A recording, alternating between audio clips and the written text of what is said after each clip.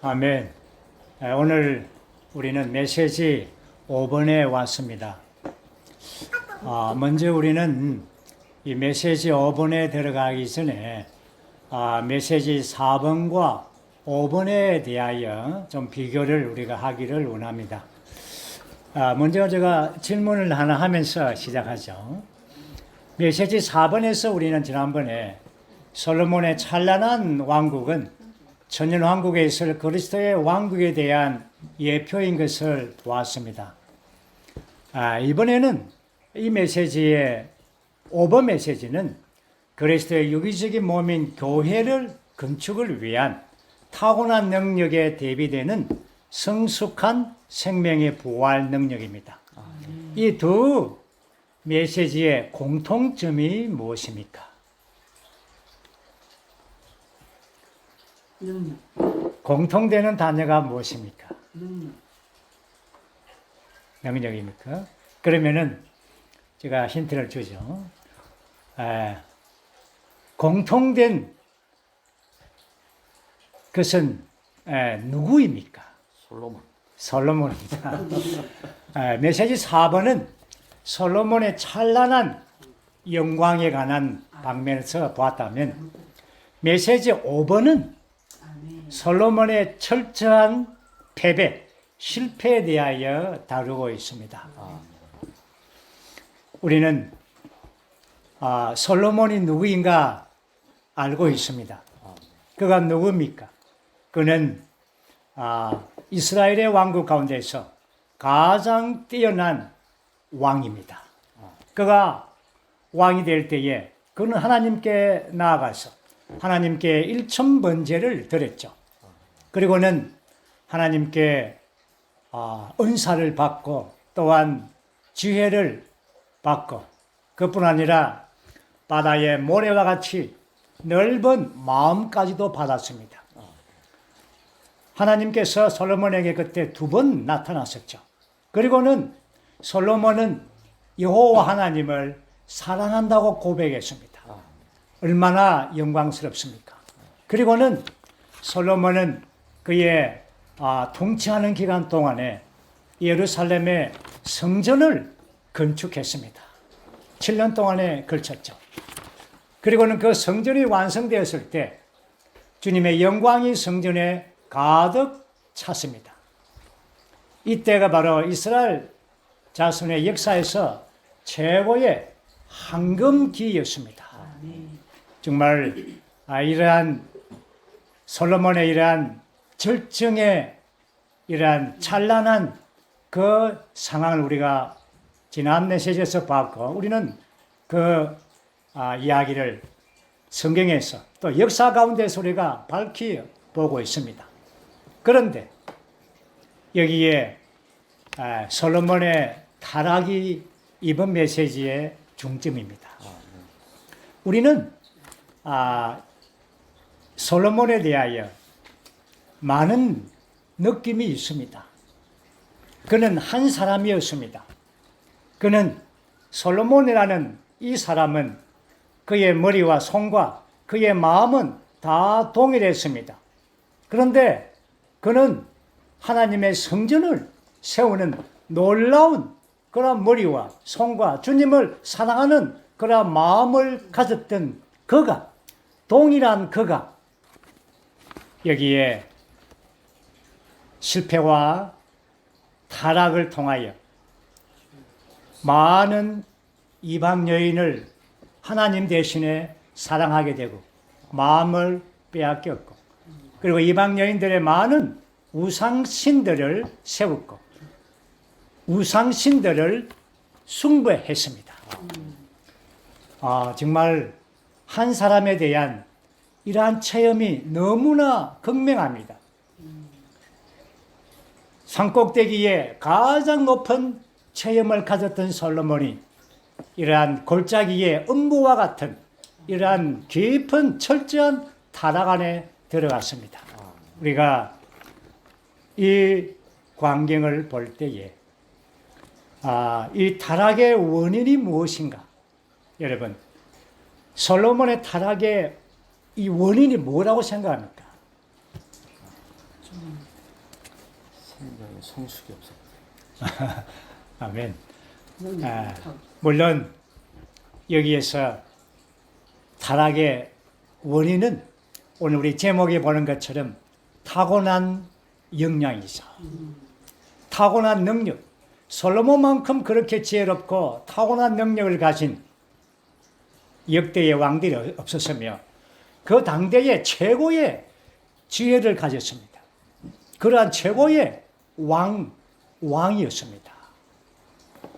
그런데 이러한 타고난 역량이 결국은 정욕의 방종에 빠지게 되고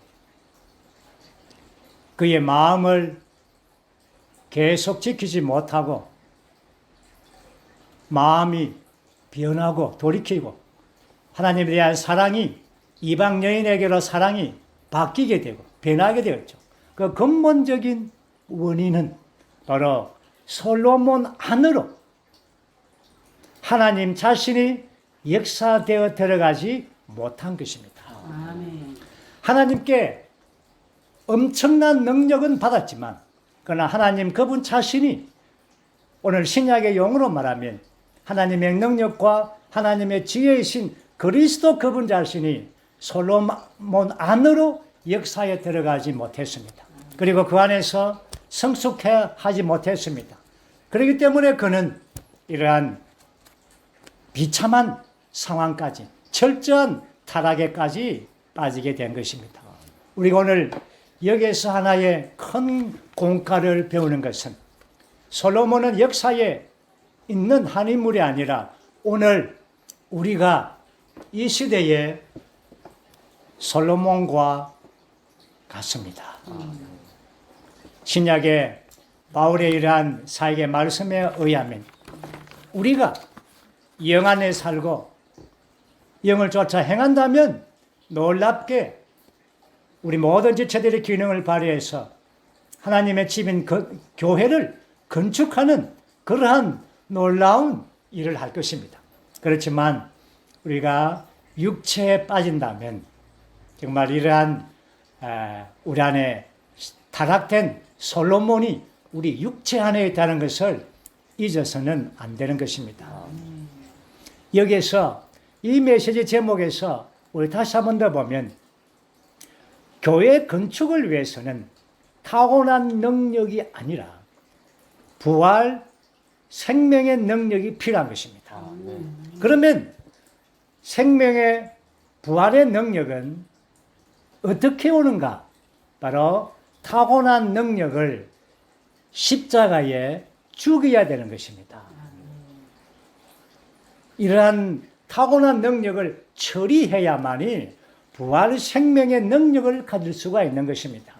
우리가 이 메시지에서 타고난 능력으로 상징하는 것은 솔로몬이지만 성숙한 생명의 부활 능력은 바로 신약의 바울을 말하고 있습니다. 우리가 알듯이 바울은 그는 천년적인 능력도 강한 사람이었습니다. 정말 열심히 율법에 대해서 열심히 그렇죠.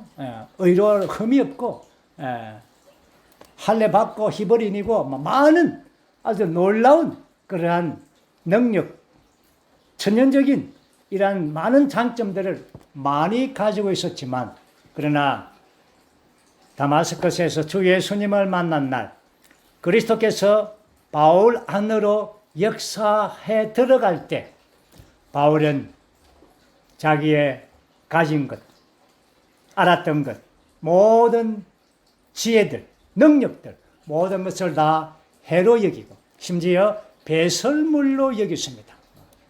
그리스도가 참 지혜이시죠. 그리스도를 얻고 그리스도를 추구하고 그리스도를 확대하기를 위하여 그는 달려갔습니다.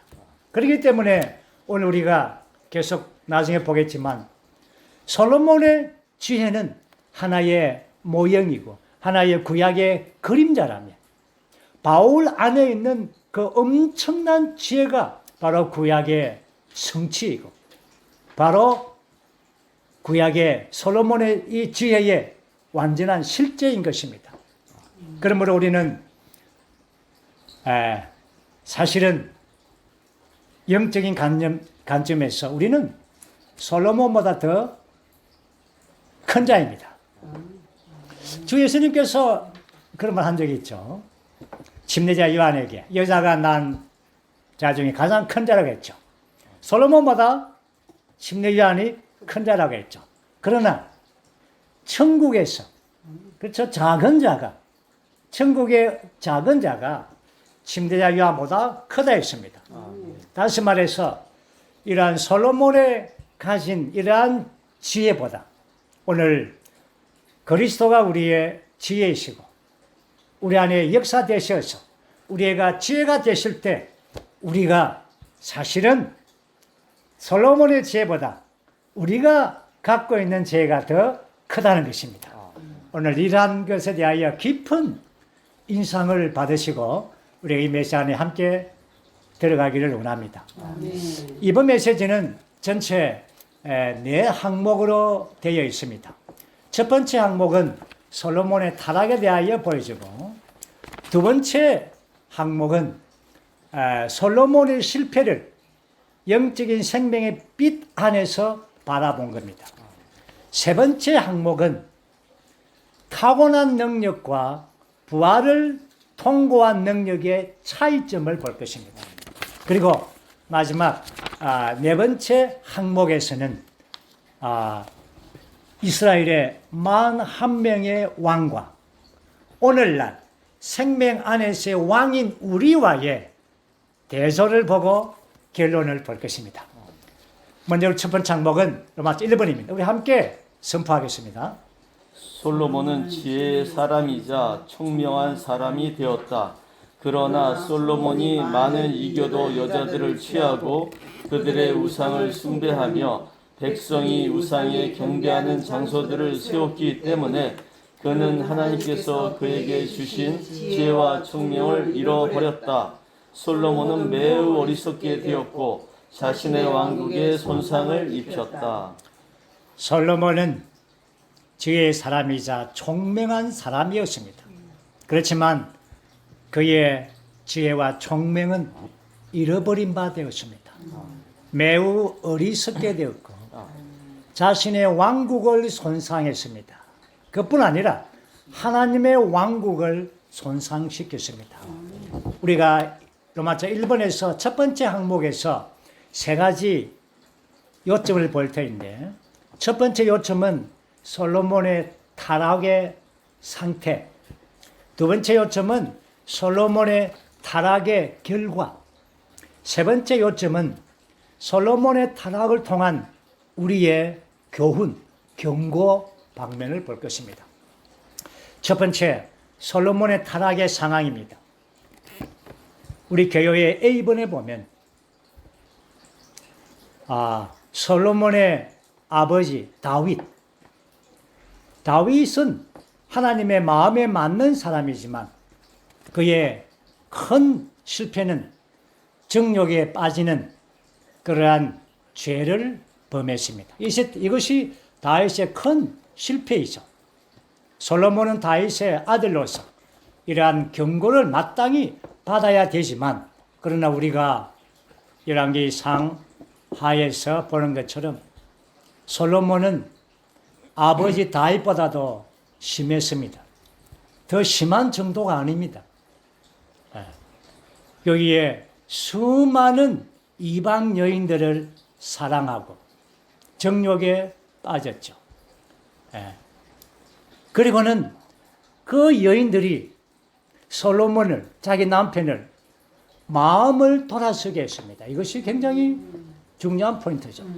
그래서 솔로몬이 하나님을 사랑하는 마음에서부터 이방 여인들로 사랑하는 마음으로 돌이키게 됩니다.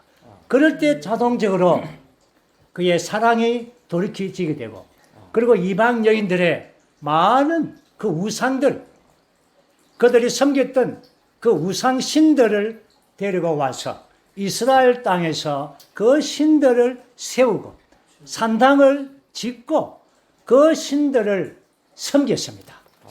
이것이 이스라엘의 아주 타락, 솔로몬의 큰 실패입니다. 우리가 이러한 상황을 보면서 이 한 가지 창을 보기 바랍니다. 여기에서 마음을 돌아서서 이방 여인을 사랑함으로 우상들을 가지고 온 겁니다. 신약에서도 이러한 안타까운 구절이 있습니다. 디모데후서 4장 10절 말씀 보면 바울은 대만은 현 시대를 사랑하여 나를 떠났다라고 했습니다. 정말 신약에서 가장 안타까운 구절 중에 한 구절이 바로 이 구절이죠. 대만은 바울의 동력자였지만 그는 현 시대를 사랑했습니다. 그래서 바울을 떠났습니다. 이것은 사도들의 교통을 떠났다는 것입니다. 그 시대에 사역을 떠난 것입니다. 사역을 떠났다는 말은 삼위일 하나님의 누림에서 떠났다는 것입니다. 오늘 우리 모든 이러한 경고를 보기를 원합니다. 우리는 현 시대를 사랑하지 않고 주님을 끝까지 우리가 처음 사랑한 그 주님을 주님 오실 때까지 끝까지 우리의 마음이 변치 않고 주님을 철저하게 사랑하는 자 되기를 원합니다. 두 번째 요점은 이렇게 솔로몬이 타락되었을 때에 이러한 결과는 어떻게 되었습니까? 그의 왕국이 나누어졌습니다. 유다와 베냐민 두 지파를 제외하고 10지파가 떨어져 나갔습니다. 그리고 거기에 분열과 혼돈과 민족 간의 전쟁과 많은 것들을 당했습니다. 심지어 하나님께서 주신 그 좋은 땅을 잃어버리고 우상 숭배의 땅으로 다 포로가 되어서 잡혀갔습니다. 또한 이러한 이스라엘의 역사를 볼 때에 그때뿐 아니라 지금까지도 히틀러가 이스라엘을 얼마나 죽였습니까? 수백만 명을 죽이지 않았습니까? 지금도 여전히 이스라엘은 고통을 겪고 있습니다. 그 모든 것의 근원은 이 솔로몬의 철저한 실패 때문입니다. 세 번째, 우리는 이제 이 방면에서 우리가 보아야 될 우리의 경고와 교훈입니다. 정욕의 문제가 조금만 실수를 해도 교회 생활 안에서 큰 손상을 입힐 수가 있습니다. 이 부분에 실패하면은 이러한 그리스도의 풍성한 누림을 잃을 뿐 아니라 교회 생활의 찬란한 방면을 사라지게 하고 비참한 상태로 떨어지게 하는 것입니다. 그러므로 우리는 반드시 작은 일에도 주의를 기울여야 합니다. 바울은 로마서 8장 4절에서 육체를 따라 행하지 않고 영을 따라 행하는 우리 안에서, 그래서 조그만 일에도 우리는 영을 따라 행하는 자들이 되어야 됩니다. 이제 첫 번째 장목의 마지막에서 솔로몬은 그의 죽음은 매우 어둡고 실망스러운 상황에서 죽었습니다. 그의 영광은 풀의 꽃과 같이 떨어졌고 그의 찬란한 업적은 허무 중에 흠으로 끝나버렸습니다. 이제 우리는 두 번째 항목 로마서 2번입니다. 함께 선포해 보죠. 우리는 영적인 생명의 빛 아래서 솔로몬의 실패를 보아야 한다. 두 번째 항목에서 우리는 솔로몬의 이 실패를 영적인 빛, 다시 말해서 하나님의 신약 경륜의 빛 아래서 바라보기를 원합니다. 빛 안에 바라볼 때에 우리는 이 솔로몬의 이러한 지혜보다 바울이 가지고 있던 이 참 지혜가 대비되는 것입니다. 여기서 우리는 솔로몬의 지혜와 바울의 지혜에 대한 아주 극명한 대비를 볼 것입니다. 솔로몬은 지혜로운 사람이었습니다. 그러나 그는 영적인 사람이 아니었죠. 그는 능력이 있었지만 생명에 속한 사람이 아니었습니다. 솔로몬은 하나님께 지혜와 은사를 받고 또 왕으로서 하나님께 주신 좋은 땅에서 최고로 누리는 데 이르렀습니다. 그렇지만 그는 생명 안에서 성숙하지 못했기 때문에 그가 아무런 제한 없이 정욕에 빠져서 좋은 땅에서의 모든 누림에서 끊어져 버렸습니다. 이 모든 것은 이러한 솔로몬의 지혜는 바로 장차 올 지혜, 참 지혜에 대한 그림자였습니다. 우리가 알듯이 구약은 예표와 그림자입니다. 신약에 올 때에 이러한 성취와 실제를 가지고 오는 것입니다. 그러므로 이 솔로몬의 지혜를 대비한 참 지혜는 바로 바울의 지혜 안에 있었습니다. 바울은 정말 최고의 지혜로운 사람이었습니다. 왜 그렇습니까? 지혜의 원천은 바로 하나님이십니다. 하나님만이 지혜의 근원이십니다. 그래서 이 그리스도가 하나님의 체현으로서 하나님의 지혜이시죠. 바울은 우리에게 말했죠.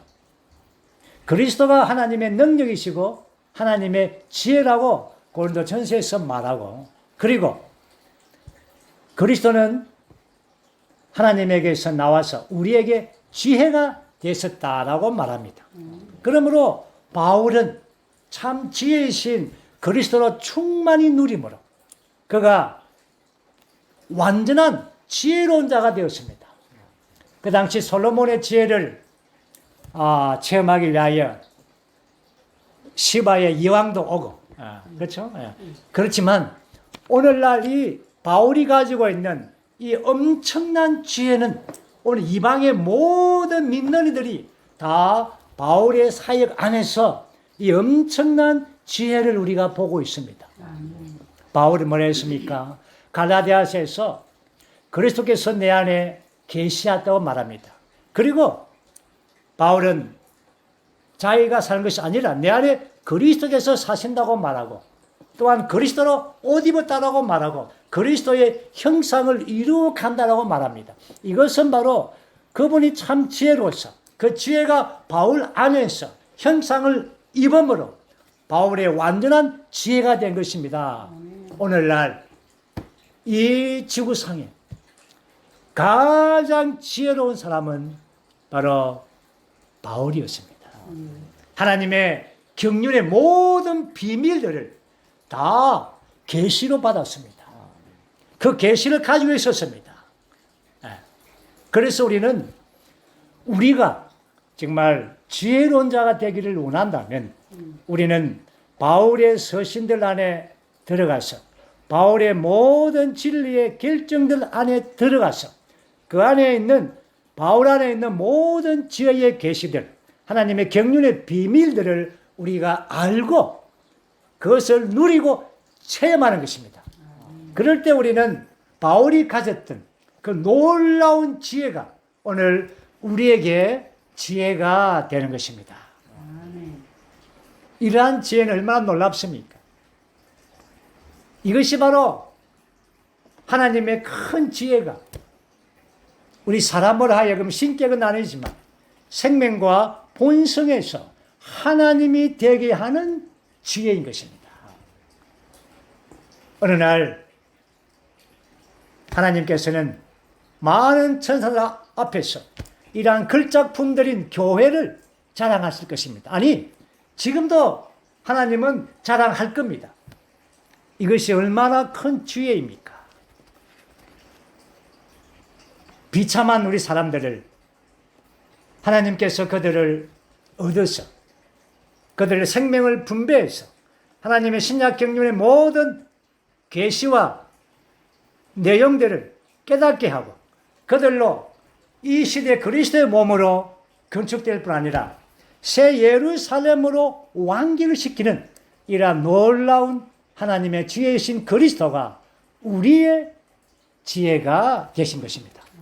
이제 우리는 세 번째 항목을 보겠습니다. 로마서 3번입니다. 함께 읽죠. 솔로몬은 타고난 능력이 가득한 사람이었지만 생명에 속한 사람은 아니었고 그의 지혜는 은사에 속한 것이었지 생명의 분량에 속한 것이 아니었다. 그가 이룬 업적은 그가 하나님께 은사로 받은 지혜의 역량을 보여주는 증거들이었지 생명의 성숙에 따라 나타난 능력이 아니었다.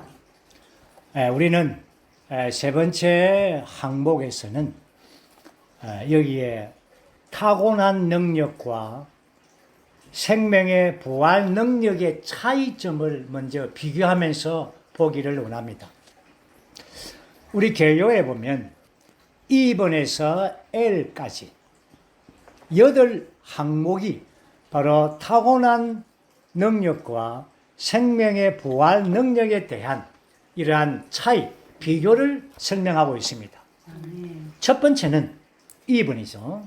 타고난 능력은 자기 중심적입니다. 그러나 부활한 능력은 하나님을 중심 삼습니다. 자기 중심적이라는 것은 바로 그 사람을 교만하게 하고 자신을 자랑하게 하고 자신에게 영광을 돌리는 결과를 낳는 것입니다. 하나님이 중심이라는 것은 바로 교만하지 않고 스스로 자랑하지 않고 모든 영광을 하나님께 돌리는 것입니다. 두 번째 항목은 F번이죠. 타고난 능력은 이기적입니다. 그러나 부활한 능력은 하나님의 뜻을 위하는 것입니다. 이기적인 것은 하나님의 뜻을 조금도 고려하지 않은 것입니다. 자신만을 위하는 것이죠. 모든 계획과 모든 책략은 다 자신을 위한 겁니다.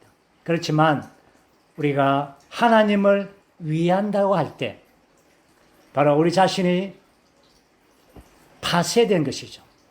우리 자아를 끝내는 것이고 자아의 요소를 십자가에 넘기우는 것입니다. 세 번째 항목은 G번이죠. 타고난 능력은 자기 의존적입니다. 그러나 부활한 능력은 하나님을 의지하는 것입니다. 자기를 의지할 때 어떤 일이 벌어집니까? 자기 확신을 가지게 되죠. 스스로 행동하게 되고 전혀 하나님을 의지하지 않습니다. 그러나 부활 능력은 참으로 능력과 역량이 있지만 하나님을 의지하고 자신의 역량을 십자가에 처리하는 것입니다. 그리고 부활 안에서 그 부활 능력으로 성령의 통제를 받으며 하나님의 뜻을 이루는 것이죠. 네 번째 항목은 H번입니다. 타고난 능력에는 신성한 요소가 없습니다. 그러나 부활 능력에는 육체가 없습니다. 타고난 능력은 신성한 요소가 없기 때문에 자신의 영광을 구하죠. 자신의 갈망을 만족시킵니다. 그래서 자신이 어떤 방면에서 어떤 일을 할 때 인정받지 못하면 화가 납니다. 성질납니다. 왜 그렇습니까? 신성한 요소가 없기 때문에. 그러나 부활 능력에는 육체가 없습니다. 자기 자신에 대해서 인정을 받아도 받지 않아도 아무런 느낌이 없습니다. 다윗은 사울이 죽인 자는 천천히요 다윗이 죽인 자는 만만이라고 할 때 사울은 그걸 들을 때 화가 났습니다. 시기가 생겼습니다. 그럴 때에 살인을 하려는 마음이 생겼죠. 그렇죠? 네. 그렇지만 다윗은 그 말을 들을 때 아무런 느낌이 없었습니다. 잠잠했습니다. 다섯 번째 항목은 타고난 능력은 일시적이지만 그러나 부활한 능력은 영원한 것입니다. 일시적이라는 것은 우리가 좌절과 반대를 견디는 것은 영원하지 않습니다. 우리가 어떠한 고난을 당하는 것은 영원한 것이 아닙니다. 일시적인 것입니다. 그러나 우리가 부활 능력은 영원하기 때문에 어떤 상황과 환경을 만나더라도 아버지를 높입니다. 아버지의 뜻을 인정합니다. 그렇습니다. 이렇게 된 것은 아버지의 뜻입니다. 이것이 바로 5번째 항목이죠. 6번째 항목은 타고난 능력은 인정받기를 갈망합니다. 그러나 부활한 능력은 그분을 기쁘시게 합니다. 우리가 교회 안에서 봉사할 때에 다른 사람들에게 인정받기를 원합니다. 인정해주지 않으면 매우 섭섭합니다. 그러나 우리가 부활 안에서 있다면, 부활의 능력에 따라 봉사한다면 우리는 모든 것을 그분의 기쁘심 안에 해드리는 것입니다. 7번째 항목은 타고난 능력은 자신을 드러냅니다. 부활한 능력은 자신을 감추는 것입니다. 자신을 드러내는 것, 사람에게 알려지고 사람에게 자기의 능력이 발휘되는 것, 이러한 것들을 좋아합니다. 감상하고. 그러나 부활 능력 안에 있는 사람은 은밀한 가운데서 일하고 자신의 업적과 일들을 숨깁니다. 다시 말해서 숨어 계시는 하나님과 하나됨을 누리는 겁니다. 밑으로 뿌리를 내리고 위로 열매 맺기를 좋아하는 사람이죠. 마지막 8번째 항목은 타고난 능력은 뱀과 같습니다. 그러면은 부활한 능력은 무엇과 같습니까?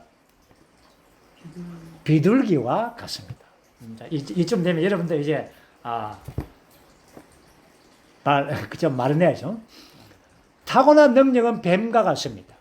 뱀이라고 할 때에 다른 사람들에게 독을 주는 것이죠. 오늘 우리가 교회 안에서 정말 십자가를 통과하지 않은 사람이 얼마나 무서운가. 타고난 능력이 있는 자들, 그런 자들이 얼마나 무서운가를 우리가 봅니다. 왜냐하면 다른 사람들에게 독을 주는 것입니다. 그들은 좋은 말로 말하지만 그러나 그 안에 독이 있습니다. 왜 그렇습니까? 십자가를 통과하지 않았기 때문에, 부활 능력이 없기 때문에.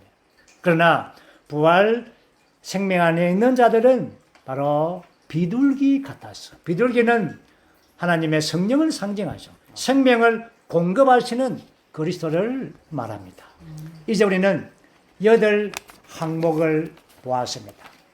이러한 이 8 항목은 바로 타고난 생명은 십자가에서 끝나고 죽어야 되고, 그러므로 부활 안에서 부활 능력으로 우리가 사는 그러한 사람이 되는 것입니다. 그럴 때에 여기 보면은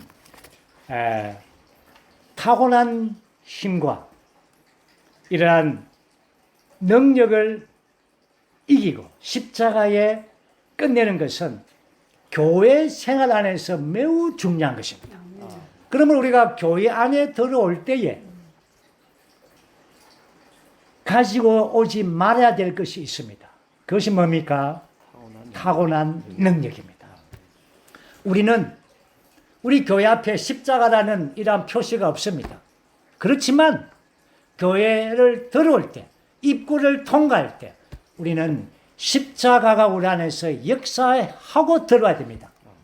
십자가를 역사하지 않고 들어온다면 교회 안에서 어려움을 가지고 오는 것입니다. 우리는 베드로를 잘 알고 있습니다.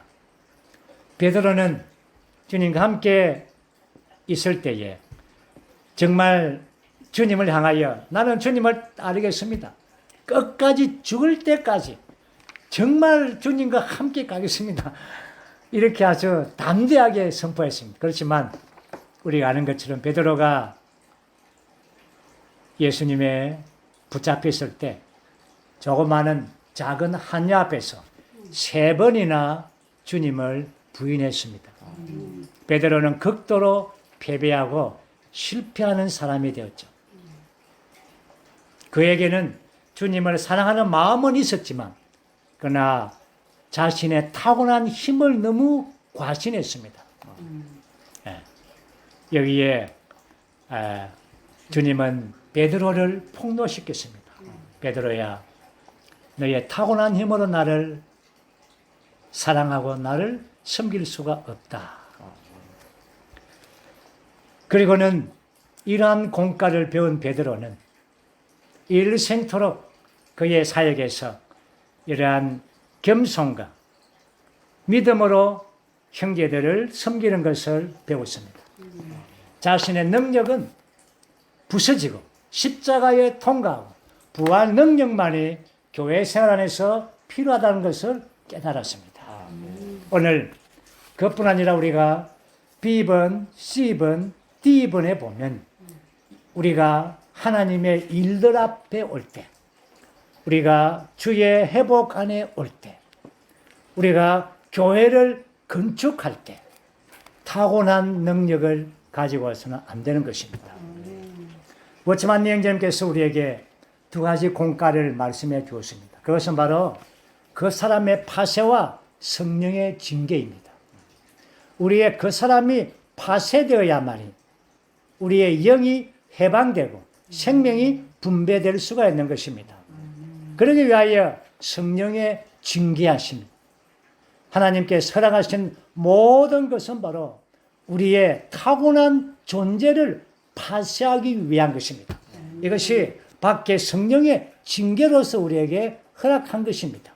그럴 때 우리는 하나님의 일들에서 주의 회복 안에서 교회를 건축함에 있어서 우리가 파쇄된 자로서 부활 안에서 우리 모든 지체들의 기능이 발휘될 때 거기에 그리스도의 몸인 교회가 건축되게 되는 것입니다. 이제 마지막으로 로마자 4번입니다. 함께 선포하죠. 이스라엘과 유다의 41명의 왕들은 가장 높은 위치에 있었지만 좋은 땅에 대한 누림을 주의하지 않았다.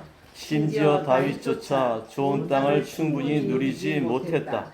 우리는 그들의 본보기를 우리 자신에게 적용해야 한다. 우리가 알듯이 이스라엘에는 41명의 왕이 있었습니다. 처음에 세 왕은 사울, 다윗, 솔로몬이죠. 이 세 왕은 이스라엘 전체 12지파를 다스렸습니다. 그렇지만 이스라엘에 이러한 분열되어서 나머지 38명, 북이스라엘의 19명의 왕, 남쪽 이스라엘의 19명의 왕, 이 38명의 왕이 있었죠. 그러면 총 41명의 왕이 있었는데 이 중에서 다윗 왕은 선한 왕이고 그리고 그 외에 8명의 왕도 유다의 왕들은 선한 왕으로 이렇게 포함됩니다. 그들은 누군가 하면 제가 불러드리죠. 아사, 여호사밧, 요아스, 아마사, 아사랴, 요담, 히스기야, 요시야. 이렇게 해서 8명과 다윗 포함해서 9명의 왕은 대체로 선한 왕입니다. 이 중에서 가장 좋은 왕이 누굽니까? 요시야 왕입니다. 어쨌든 그렇지만 비교적 선한 왕이었지만 그러나 결국 그들 모두도 다 자기 영광을 구했습니다. 하나님의 왕국보다는 자기의 왕국, 군주국을 관심했습니다. 하나님을 향하여 절대적으로 살지 못했습니다. 또한 악한 왕들은 오죽했겠습니까? 그 A번이 바로 그겁니다. 악한 왕들의 그 악의 뿌리는 이스라엘 백성의 악의 뿌리와 마찬가지로 생수의 원천이신 하나님을 저버리는 것. 물을 담아둘 수 없는 새는 저수조인 이방 우상을 향해 돌아선 것. 이 두 가지 악은 항상 그들에게 있었습니다. 그래서 그들은 우상을 숭배하고 정욕에 탐닉하고 죽음의 물에 빠지게 된 것입니다. 이제 오늘 우리는 이 시대의 생명 안에서 왕입니다. 우리가 생명 안에서 왕으로서 어떠한 생활을 살아야 되는가? 이것은 매우 이 메시지에서 주는 귀한 공과인 것입니다. 바울은 로마서 5장 17절에서 은혜와 의를 넘치게 받는 자들, 그들은 바로 한 분 그리스도 예수님을 통하여 생명 안에서 왕으로 다스린다라고 말합니다. 우리는 구약의 이러한 41명의 왕들은 예표였지만, 그러나 우리는 실제입니다. 우리는 왕들의 실제이죠. 그래서 우리는 이 시대에서 왕들로서 생활을 살아야 되는 것입니다. 우리는 왕들이기 때문에 우리가 그리스도에 대한 누림에서 끊어지는 것은 그리스도에 대한 최상의 누림에서 끊어지는 것을 의미합니다. 우리는 좋은 땅이신 그리스도의 누림 안에 있습니다. 그러므로 그 누림을 잃는 것은 바로 왕의 직분을 잃는다는 것입니다. 어떻게 우리가 이러한 생명 안에서 왕으로서 청량할 수 없는 모든 풍성이신 그리스도를 왕으로서 최고로 누릴 수가 있는가? 오늘 그 비결이 바로 마지막 결론입니다. 그것은 바로 연합된 영 안으로 들어가는 것입니다. 우리 교회의 시본에 보면 바로 주님은 생명 주는 영이 되셨습니다. 그러므로 이 생명 주는 영은 바로 우리 안에 들어와서 우리의 거듭난 영과 연합되었습니다. 이제 우리는 주님과 우리와 한 영이 되어서 우리와 그분과 연합되었습니다. 이 모든 것은 다 복합적인 영 안에서 연합된 영 안에 있는 것입니다. 오늘날 우리가 영 안에 산다면, 영을 따라 행한다면 우리는 이 시대에 왕으로서 풍성하게 사는 것입니다. 좋은 땅의 모든 풍성을 우리가 누리며 사는 것입니다. 그 좋은 땅의 모든 풍성은 바로 복합되신 영이죠. 기름 바르시는 영이며 계시하는 영이고 과정을 거치고 완결되신 삼위일 하나님의 영인 것입니다. 이제 우리는 마지막으로 이 부분을 우리가 함께 읽고 마치겠습니다. 오늘날 주님의 회복 안에서 우리는 연합된 영, 곧 우리의 영과 연합되신 그 영께 모든 주의를 기울여야 하며, 이 연합된 영 안에서 이 연합된 영을 따라 살고 행하며 처신함으로써 참되게 생명 안에서 왕으로서 다스려야 한다. 이 연합된 영이 그리스도의 몸의 시작이며 새 예루살렘으로 완결될 것이다. 아멘. 이 연합된 영이 그리스도의 몸의 시작이며 새 예루살렘으로 완결될 것입니다. 아멘. 민노신 형제님이 이 마지막 결론을 말하면서 두 가지를 잊지 맙시다 했습니다. 첫째는 타고난 생명을 거절하는 것. 두 번째는 연합된 영을 따라 사는 것. 이 두 가지를 항상 잊지 마시기를 바랍니다. 아멘.